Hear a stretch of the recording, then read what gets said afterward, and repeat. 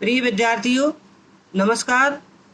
कक्षा 6, 7 और 8 आज हम इन्हीं कक्षाओं में हिंदी का मूल विषय व्याकरण भाग से शब्द रचना को पढ़ेंगे। आज हम पढ़ेंगे शब्द रचना, और शब्द रचना के अंतर्गत आप महत्वपूर्ण विषय पढ़ेंगे उपसर्ग और प्रत्यय। क्या है उपसर्ग और प्रत्यय? पढ़ने के बाद हम संधि और समाज को समझ पाएंगे।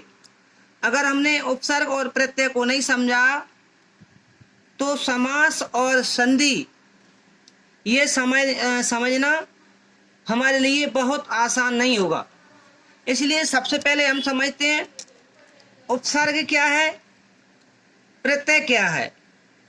इन दोनों चीज़ों को जब हम समझेंगे तब हम समझ पाएंगे कि संधियों का निर्माण कैसे होता है, समास किस प्रकार बनते हैं और किस प्रकार उनका विग्रह किया जाता है।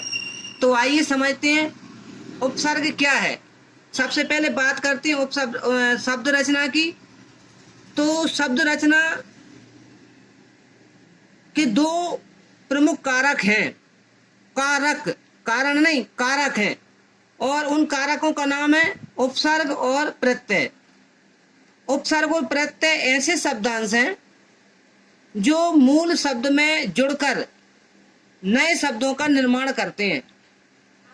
अब बात आती है कि मूल शब्द में जुड़ते हैं तो नए शब्द का निर्माण करते हैं, तो एक शब्द होना चाहिए, लेकिन दो शब्द हैं तो हम अंदाजा लगा सकते हैं एक आगे जुड़ेगा और एक पीछे जुड़ेगा। तो जो मूल शब्द के जो आगे जुड़ता है,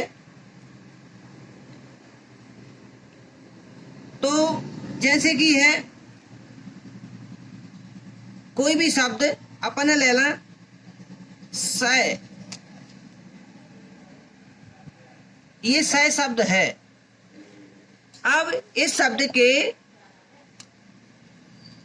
आगे जो जुड़ेगा वो उपसर्ग कहलाएगा और पीछे जो जुड़ेगा वह प्रत्यय कहलाएगा। क्या कहलाएगा? प्रत्यय। आगे का उपसर्ग कहलाएगा, पीछे का। अब मान के चलिए एक उपसर्ग है अति। ये अति शब्द स के आगे जुड़ गया है, आगे जुड़ा है अति, मूल शब्द है स, तो ये बनाएगा अतिशय। ये अतिशय बन जाएगा। अब इसमें मूल शब्द था स और इसमें अति उपसर्ग जुड़ गया, अर्थात जो शब्द के आगे जुड़कर नए शब्द का निर्माण करते हैं वे उपसर्ग कहलाते हैं। और प्रत्यय क्या होगा? अब ये जो शब्द स है, इस स में एक शब्द जोड़ रहा है अयन। ये अयन जो शब्द है ये पीछे जुड़ रहा है। जब ये पीछे जुड़ रहा है तो ये प्रत्यय कहलाएगा। क्या कहलाएगा? प्रत्यय। तो इसका मूल अर्थ हम निकालेंगे तो प्रत्यय जो शब्द निकलेगा तो प्रत्यय का अर्थ होता है मूल शब्द के जो पीछे जुड़ते हैं वो प्रत्यय कहलाते हैं, और मूल शब्द के जो आगे जुड़ते हैं वो उपसर्ग कहलाते हैं। तो उपसर्ग और प्रत्यय के विषय में हम समझ चुके हैं कि किसी भी शब्द रचना के लिए जो शब्द मूल शब्द के आगे जोड़े जाते हैं वो उपसर्ग कहलाते हैं, और जो शब्द मूल शब्द के पीछे जुड़कर शब्द के अर्थ को बदल दें या अर्थ में विशेषता उत्पन्न कर दें वो प्रत्यय कहलाते हैं।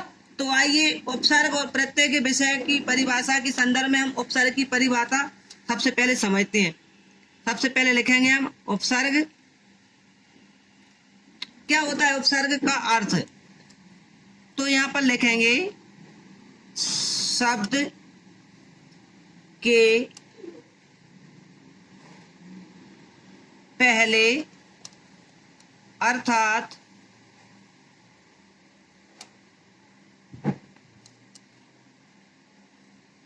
उपसर्ग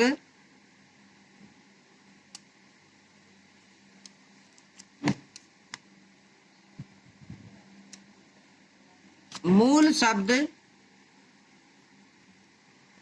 रखने दो इसको।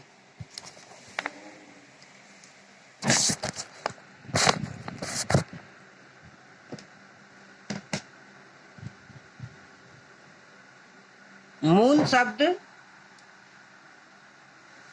के पहले लगने के कारण इन्हें पूर्व प्रत्यय भी कहा जाता है। पूर्व प्रत्यय भी कहा जाता है।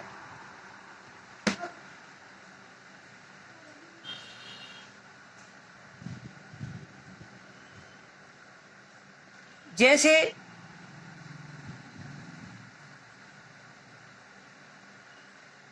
संस्कृत, हिंदी और अरबी, फारसी के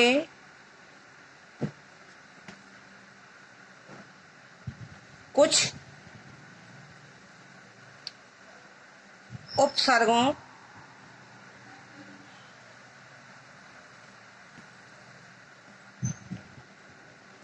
उनके अर्थ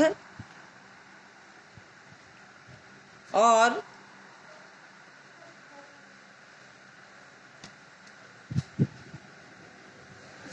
उनसे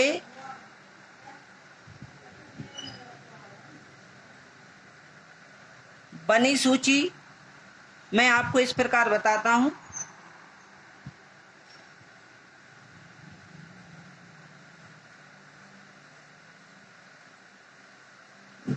देखिए, यहाँ पर जो मैंने आपको बताया है कि जो उपसर्ग हैं वो मूल शब्द के पहले जुड़ते हैं और शब्द में विशेषता उत्पन्न करते हैं, वो उपसर्ग कहलाते हैं, जिनको पूर्व प्रत्यय भी कहा जाता है।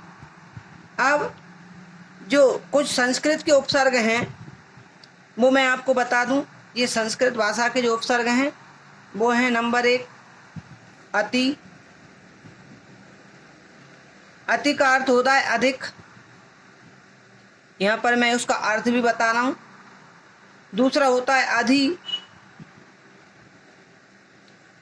अधि का अर्थ भी अधिक होता है। अनु। अनु का अर्थ होता है पीछे या छोटा। अप। अप का अर्थ होता है बुरा या हीन।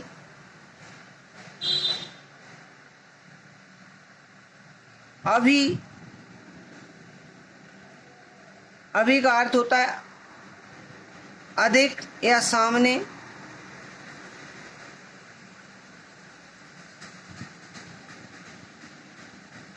अब का अर्थ होता है हीन या नीचे।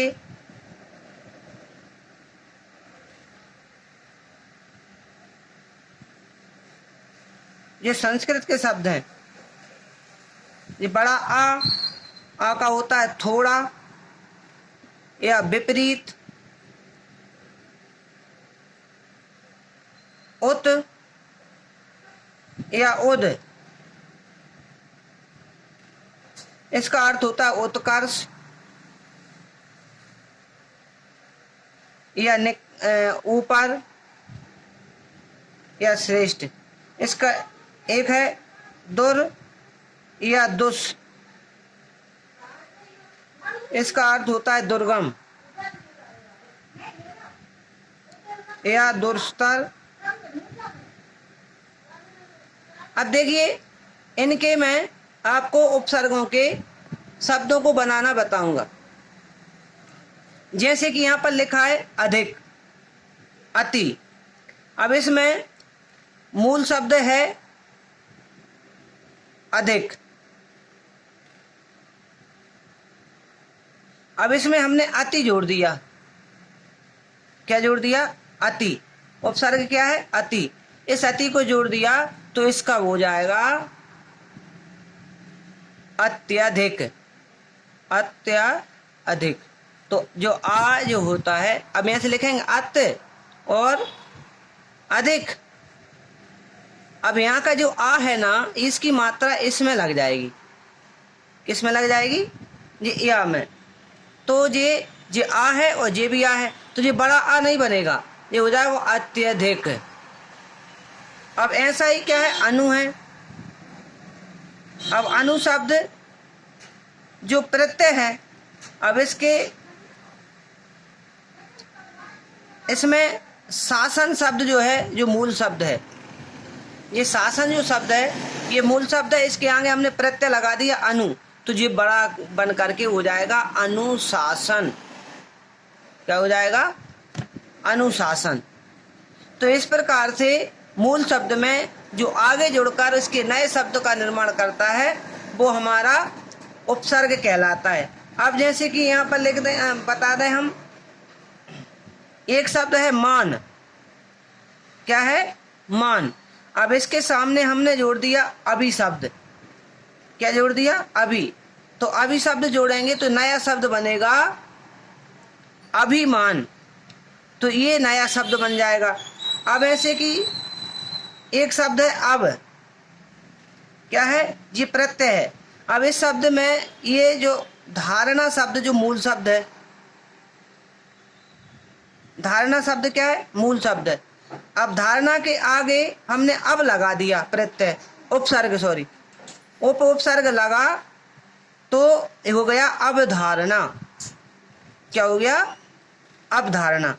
दूसरा है उत। अब एक शब्द है आकर्ष।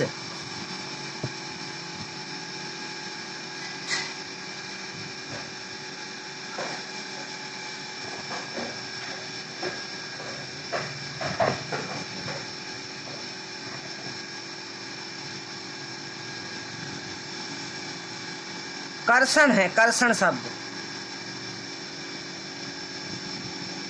अब इसमें हमने उत जोड़ दिया तो ये हो जाएगा उत्कर्षण। इस तरीके से उपसर्गों का प्रयोग सब मूल शब्द के आगे किया जाता है और इनका प्रयोग करने के बाद मूल शब्द का निर्माण होता है। तो आज हम समझते हैं उपसर्ग, इसके बाद हम समझेंगे प्रत्यय।